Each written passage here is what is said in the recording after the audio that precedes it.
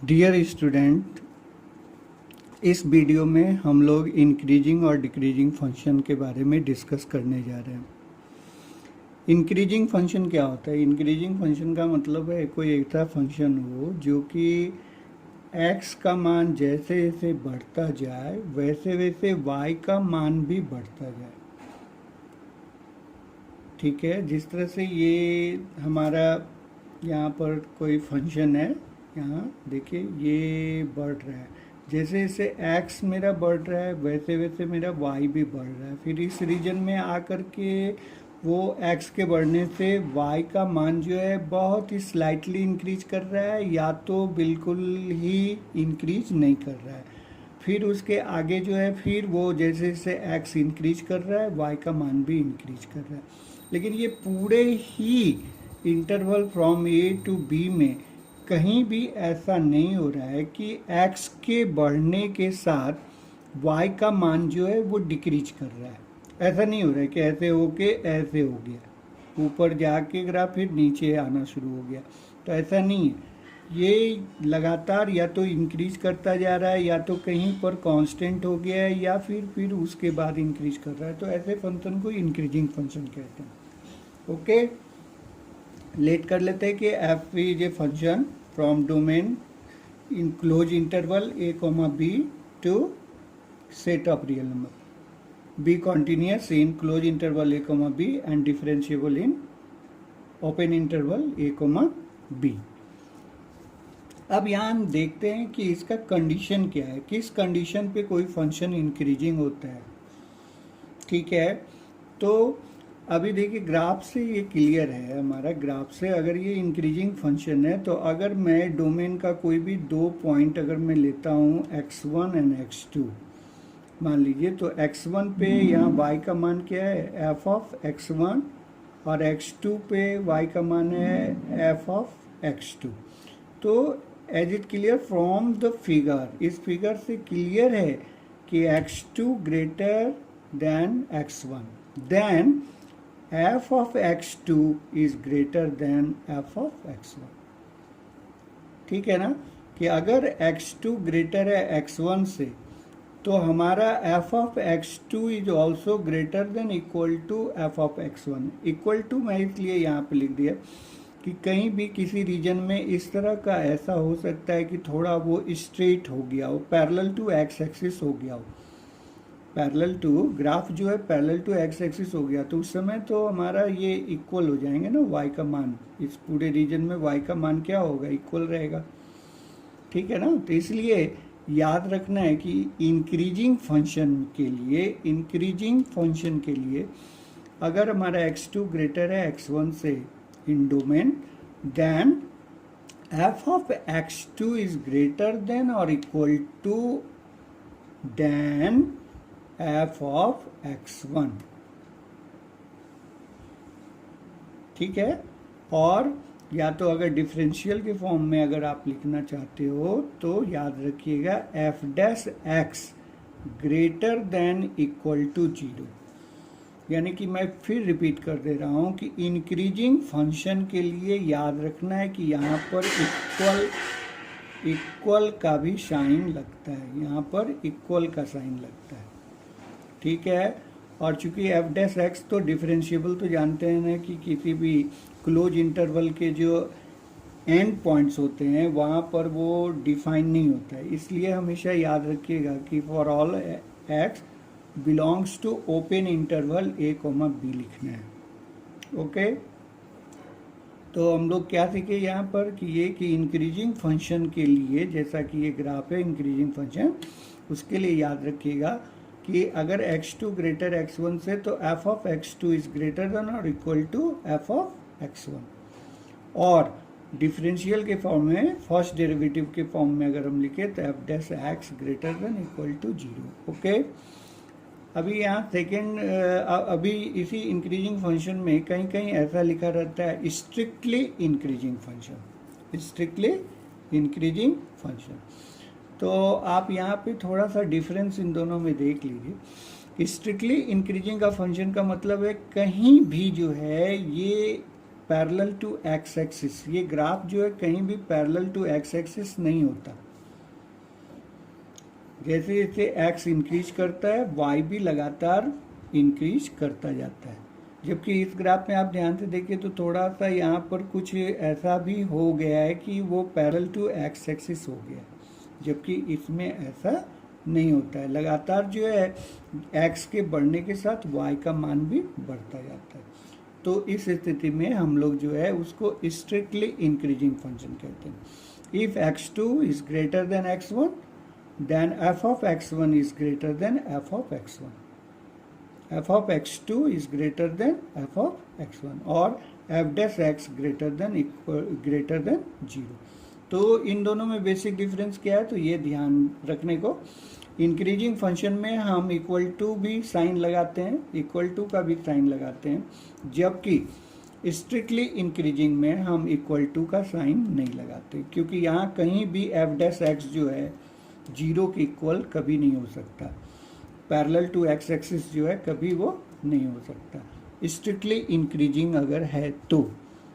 ठीक है, उसी तरह से यानी इन दोनों में याद रखिएगा, इंक्रीजिंग फंक्शन के लिए condition x2 greater than x1 तो f of x2 greater than equal to f of x1, equal to का भी साइन लगाना है, और f dash x greater than equal to 0। Okay, for all x belongs to open interval a, b। Okay, और अगर strictly increasing की बात है तो x2 greater than x1, if x2 greater than x1 then f of x2 is greater than f of x1 और f dash x is greater than 0। Okay, उसी तरह आप डिक्रीजिंग फंक्शन के लिए देख लो। डिक्रीजिंग फंक्शन के लिए as it clear from this graph, ये देखो ग्राफ जैसे जैसे x मेरा इंक्रीज कर रहा है y का मान डिक्रीज कर रहा है, y ऊपर से नीचे आ रहा है, फिर कहीं भी पैरेलल टू एक्स एक्सिस भी हो गया है पोर्शन, फिर उसके बाद फिर डिक्रीज कर रहा है ना। तो ऐसी स्थिति में इसको हम लोग जो है डिक्रीजिंग फंक्शन कहते हैं। और डिक्रीजिंग फंक्शन के लिए याद रखिएगा कि अगर x2 ग्रेटर है x1 से तो they as it clear from the graph, graph से देखो अब क्लियर है कि x2 बड़ा है x1 से, लेकिन इसका जो y है f ऑफ x2 छोटा है f ऑफ x1 से। x1 पे f ऑफ x1 और x2 पे f ऑफ x2, तो x2 बड़ा है x1 से, लेकिन x2 का जो करस्पॉन्डिंग y है f ऑफ x2 वो f ऑफ x1 से छोटा है, यानी उल्टा यहाँ पे। If x2 greater than x1 then f of x2 is less than equal to f of x1। ठीक है, इक्वल टू लगाएंगे साइन, यहाँ पर लेस देन का साइन होता है, और f dash x less than equal to 0 for all x belongs to open interval a, b। ठीक है, और वही अगर स्ट्रिक्टली डिक्रीजिंग की बात करता है तो फिर आप यहाँ पर लिखोगे x2 greater than x1 which imply that f of x2 less then f of x1। यहाँ पे इक्वल टू का साइन हटा देना है, और f dash x less than 0। ठीक है ना। इंक्रीजिंग में भी वही बात था कि इक्वल टू का, इंक्रीजिंग केवल बोलेगा तो इक्वल टू का साइन भी लेना है, स्ट्रिक्टली इंक्रीजिंग बोलेगा तो इक्वल टू का साइन नहीं लेना है, केवल f dash x greater than 0। और डिक्रीजिंग फंक्शन का जहाँ बात होगी तो वहाँ पर मैं केवल डिक्रीजिंग बोलूँगा तो वहाँ पर फिर इक्वल टू का भी साइन हमारा लगेगा, f of x2 less than equal to f of x1 और f dash x less than equal to 0। और स्ट्रिक्टली डिक्रीजिंग की बात होगी तो फिर इक्वल टू का साइन हम यहाँ पे नहीं लगाएंगे। ओके, फिर एक नोट में याद रखिएगा कि अगर ऐसा हो कि कोई दिए गए इंटरवल में, मान लीजिए कि अगर interval domain from a to b है और इसमें कहीं पे ग्राफ इंक्रीज हो रहा है, फिर डिक्रीज हो रहा है, फिर इंक्रीज हो रहा है, फिर डिक्रीज हो रहा है, बहुत ऐसा हो रहा है, कहीं इंक्रीज कहीं डिक्रीज हो रहा है, तो ऐसी स्थिति में हम इस पूरे इंटरवल के लिए फ्रॉम a टू b के लिए हम कहते हैं function is neither increasing not decreasing on the close interval a, b। ठीक है ना।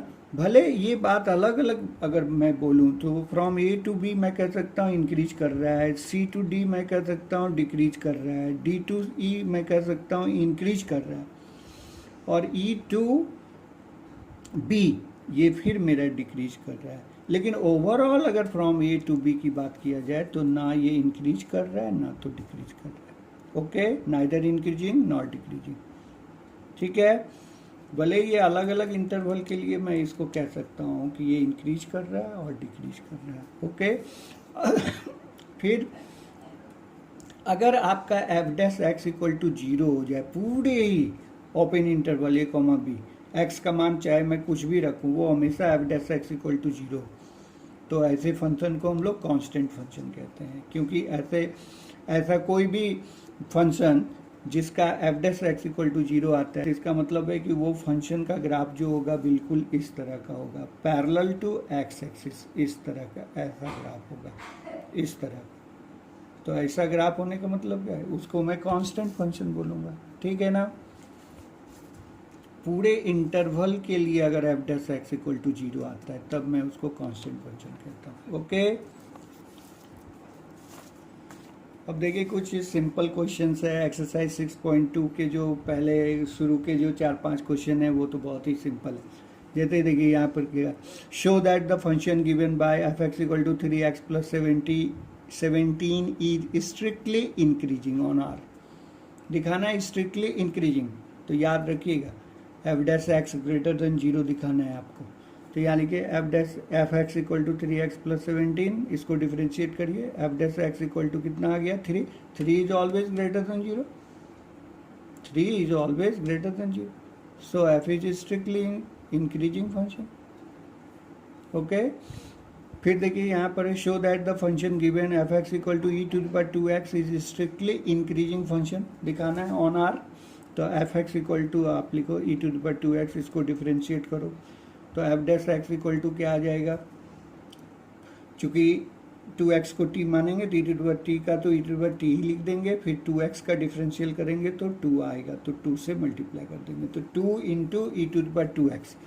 अब चूंकि एक्सपोनेंशियल e का जो मान होता है ये हमेशा इसका पावर चाहे नेगेटिव हो चाहे पॉजिटिव हो, ये याद रखना है कि e का पावर समथिंग चाहे वो नेगेटिव हो चाहे पॉजिटिव हो, वो always overall e to the power 2x का मान जो है ये ऑलवेज पॉजिटिव आएगा, और 2 तो पॉजिटिव है ही, तो दोनों को मल्टीप्लाई करेंगे तो पॉजिटिव ही आएगा ना। तो f dash x is always greater than zero for all x belongs to set of real number. Okay, इसका ग्राफ कुछ इस तरह का होता है, ये लगातार ऐसे बढ़ता जाएगा बढ़ता जाएगा बढ़ता जाएगा, E to the power 2x, E to the power x का खींचो चाहे ई टू द पावर 2x का, कुछ इसी तरह का ग्राफ आएगा। ओके, तो ये स्ट्रिक्टली इंक्रीजिंग है, यानी आपको शो करना है कि इसके गिवन जो डोमेन है उस डोमेन में हमारा एफ डैश एक्स मान जो आ रहा है, एफ डैश एक्स का मान वो ऑलवेज ग्रेटर देन जीरो आ रहा है। ओके, अभी थर्ड क्वेश्चन देखिए क्या लिखा है, show that the function given F x equal to sine X is strictly increasing in open interval 0 to π/2। Second question में स्ट्रिक्टली डिक्रीजिंग इन π/2 to π, और C में कह रहा है neither increasing not decreasing from 0 to in open interval 0 to π। Okay, ठीक है, function मेरा क्या दिया, F x equal to sine X. ठीक, तो F x equal to sine x, तो एफ डैश एक्स इसका डिफरेंशियल क्या होगा कॉस एक्स। अब हम लोग जानते हैं कि फ्रॉम जीरो मैंने ओपन इंटरवल 0 से π/2 में, यानी इसका मतलब ये फर्स्ट क्वाड्रेंट है, फर्स्ट क्वाड्रेंट में कॉस क्या होता है, ऑलवेज पॉजिटिव है ना। 0 से लेके π/2 ओपन इंटरवल में हम अगर कॉस का वैल्यू देखते हैं तो कॉस तो ऑलवेज पॉजिटिव होगा ना, क्योंकि फर्स्ट क्वाड्रेंट में तो सभी ट्रिग्नोमेट्रिक रेशियो का मान पॉजिटिव होता है।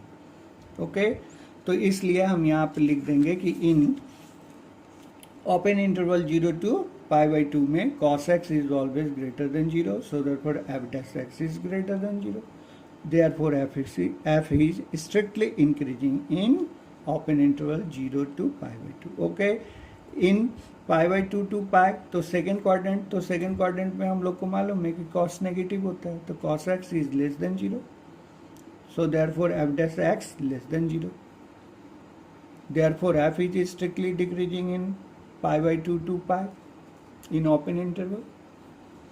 अब सी में देखें तो देख रहे हैं हम लोग क्या कि 0 से π/2 तक में वो इंक्रीजिंग फंक्शन है, π/2 से π में वो डिक्रीजिंग फंक्शन है, इसलिए मैं ओवरऑल में बोल दूंगा therefore f is neither increasing not decreasing in 0 to π। इसका ग्राफ देखिए 0 से π में y = sin x का ग्राफ इस तरह का आता है ऐसा।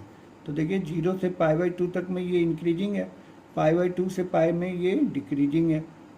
तो हम ओवरऑल 0 से π में हम ये इसको बोल देंगे कि ये ना तो इंक्रीजिंग है ना तो डिक्रीजिंग है। ओके, फिर क्वेश्चन नंबर 4 जैसे देखिए, find the interval in which the function f given by fx = 2x² - 3x is strictly increasing, second strictly decreasing.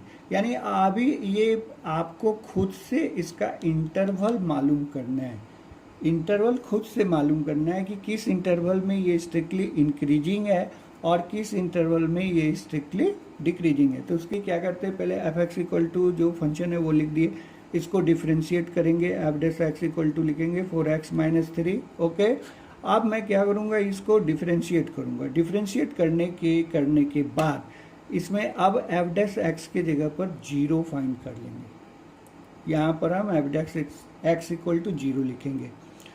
तो इससे 4x - 3 = 0, तो x = क्या होगा 3/4। यानी कि हम लोगों को क्रिटिकल पॉइंट फाइंड करना है।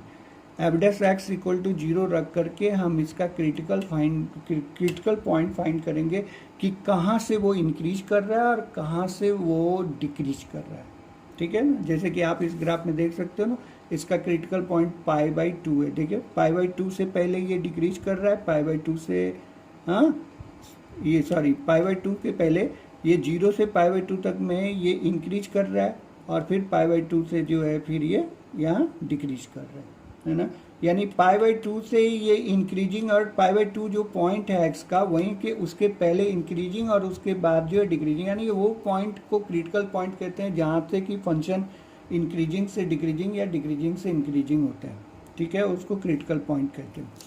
ठीक, तो f' = 0 रख करके हम पहले x का मान निकाल लिए, 3/4 आ गया। ओके, अब हम क्या करेंगे, अब नंबर लाइन पे आप देखो, ऐसा करो कि पूरे नंबर लाइन फ्रॉम क्या हो गया ये -∞ से +∞। अभी जो क्रिटिकल पॉइंट है x = 3/4, तो ये पूरे जो नंबर लाइन है, रियल नंबर लाइन 3/4 मैं यहाँ पर नोट कर दिया, इंडिकेट कर रहा हूँ 3/4 यहाँ पे मार्क किया है। तो इसके पहले मैं ये पूरे नंबर लाइन को जो है 2 इंटरवल में इसको मैं डिवाइड कर दूँगा। एक इंटरवल -∞ से 3/4 ओपन इंटरवल में, और दूसरा 3/4 से यहाँ लिख देंगे +∞। यानी now divide the set of real number into 2 disjoint intervals. Disjoint intervals इसलिए ओपन इंटरवल में लिखना है क्यों, ठीक है। नेमली एक इंटरवल यहाँ से यहाँ तक -∞ से 3/4 ओपन इंटरवल में, और एक 3/4 से यहाँ पर ∞, ये भी ओपन इंटरवल में। ओके, अब क्लियर है आपका। देखिए इस इंटरवल में ये जो हमारा जो फंक्शन था f' = 4x - 3, तो ये इस इंटरवल में क्या होगा, नेगेटिव होगा, और इस इंटरवल में क्या होगा, पॉजिटिव होगा। इस तरह का हम लोग साइन कन्वेंशन जानते हैं ना, इस तरह का अगर आप खींचेंगे ये पॉजिटिव और ये नेगेटिव, तो इंटरवल के लिए यहाँ पे लिख देते हैं इस इंटरवल में f' is <0, so nature of the function f is strictly decreasing, और इस इंटरवल में f' ग्रेटर देन 0, तो हम लिख देंगे f is strictly increasing. Okay, अभी जैसे आप क्वेश्चन नंबर 5 देखो, find the interval in which the function f given by fx = 2x³ - 3x² - 36x + 7 is, first में पूछा है स्ट्रिक्टली इंक्रीजिंग, सेकेंड में पूछा है स्ट्रिक्टली डिक्रीजिंग। फिर उसी तरह की बात हो रही है, तो हमसे पूछा जा रहा है कि वो इंटरवल फाइंड करो जिसके लिए ये फंक्शन जो है स्ट्रिक्टली इंक्रीजिंग है और स्ट्रिक्टली डिक्रीजिंग है। ओके, तो हम क्या करेंगे, यहाँ पर fx = लिखेंगे 2x³ - 3x² - 36x + 7 according to question. इसको डिफरेंशिएट किए f' equal to 6x² minus 6x minus 36, इसका डिफ्रेंशिएशन। अब मैं पूरे से 6 को कॉमन निकाल लूँ तो x² माइनस x माइनस 6, और फिर मैं इसका फैक्टर बना दे रहा हूँ।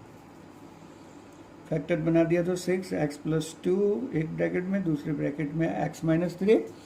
अब क्रिटिकल पॉइंट को फाइंड करने के लिए हम लोग f' इक्वल टू 0 पुट करेंगे। तो जब इतना इक्वल टू 0 पुट करेंगे तो इससे x के दो मान मिलेंगे, एक x इक्वल टू -2 आएगा और दूसरा x इक्वल टू 3 आएगा। Okay, either this equal to 0 और दिस इक्वल टू 0। जब इसको 0 करेंगे तो x का मान -2 आएगा, जब इसको 0 करेंगे तो x का मान 3 आएगा। ओके, तो आप पूरे नंबर लाइन जो रियल नंबर लाइन है उसको आप देखिए यहाँ पे मार्क करिए -2 और यहाँ पे 3। अब देखिए 1 2 3, ये पूरे जो रियल नंबर है उसको हम लोग 3 डिजॉइंट इंटरवल में डिवाइड करेंगे। Divide the set of real number into 3 disjoint intervals, namely एक आएगा -∞ टू -2 इन ओपन इंटरवल, फिर in open interval from -2 to 3, और फिर तीसरा आएगा 3 टू ∞। ये सभी डिजॉइंट इंटरवल्स लिखने हैं, इसलिए हमेशा ओपन इंटरवल में लिखिए। ओके, अब क्लियर है? देखो कि हम लोग साइन कन्वेंशन देखें तो यहाँ पर हमारा मालूम है ना, दाई साइड जो शुरुआत करते हैं, फिर ऐसे करके ग्राफ इस तरह के खींचते हैं। हाँ, तो ये पोर्शन क्या होता है? पॉजिटिव, फिर ये पोर्शन नेगेटिव, फिर ये पॉजिटिव। तो हमको याद रखना है कि ये वाला जो है पोर्शन पॉजिटिव होगा, फिर ये नेगेटिव होगा, फिर ये पॉजिटिव होगा। ओके, तो f' greater than 0 in interval -∞ to -2 and from 3 to ∞ in open interval. Okay, और बीच वाला जो ये पोर्शन है इसमें f' less than 0 in open interval from -2 to 3। याद रखिएगा, साइन कन्वेंशन में ये बहुत बार बता चुका हूँ आप लोगों को। ये इस तरह का इंटरवल तोड़ने पे याद रखना है, दाईं तरफ से पॉजिटिव से शुरू करना है, प्लस माइनस प्लस इस तरह का, ठीक है ना। लेकिन उसमें एक ध्यान रखना है कि फैक्टर मेरा किस तरह का होना चाहिए। f(x) इक्वल टू इस तरह का होना चाहिए, x minus a in one bracket and x minus b in another bracket. तो इस तरह का होना चाहिए, ये नहीं कि a माइनस x हो ना, x minus a and x minus b, इस तरह का होना चाहिए। तब उसके लिए साइन कन्वेंशन इस तरह का होता है। ओके, प्लस माइनस प्लस, तो ये इंटरवल और इस इंटरवल में ये स्ट्रिक्टली इंक्रीजिंग होगा और इस इंटरवल में वो स्ट्रिक्टली डिक्रीजिंग होगा। तो ओवरऑल लिख देंगे, hence f(x) is strictly increasing in open interval -∞ to -2 and 3 to ∞, and f is strictly decreasing in -2 to 3 in open interval। Okay, इससे आगे के जो क्वेश्चंस हैं, क्वेश्चन नंबर 6 से आप इसके नेक्स्ट वीडियो को देखिए।